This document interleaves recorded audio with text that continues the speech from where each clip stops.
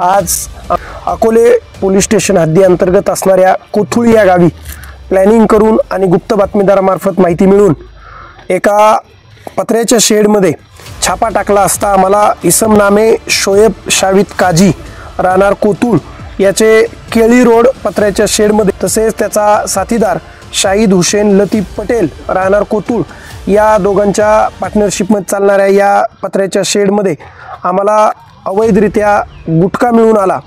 यांच्यासोबतच या दोन जणांबरोबरच अजून 10 आरोपींना आम्ही ताब्यात घेतलेला आहे।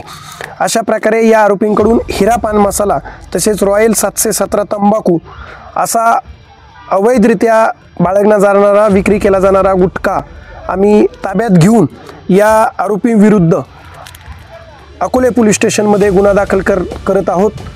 आम्ही यांच्याकडून एकूण गुटख्याचा मुद्देमाल तसेच काही वाहने तसेच रोख रक्कम असा एकूण 1,01,74,750 रुपयाचा मुद्देमाल हस्तगत करून 12 आरोपींविरुद्ध अकोले पोलीस स्टेशनमध्ये गुन्हा दाखल करत आहोत। सदरची कारवाई माननीय जिल्ह्याचे पोलीस अधीक्षक श्री सोमनाथजी गार्गे सर यांच्या मार्गदर्शनाखाली तसेच निर्देशाने चालू आहे। अशीच कारवाई अकोले पोलीस स्टेशन सहित पूर्ण अहिल्यानगर जिल्ह्यामध्ये अवैध धंद्यावर करण्यात येईल।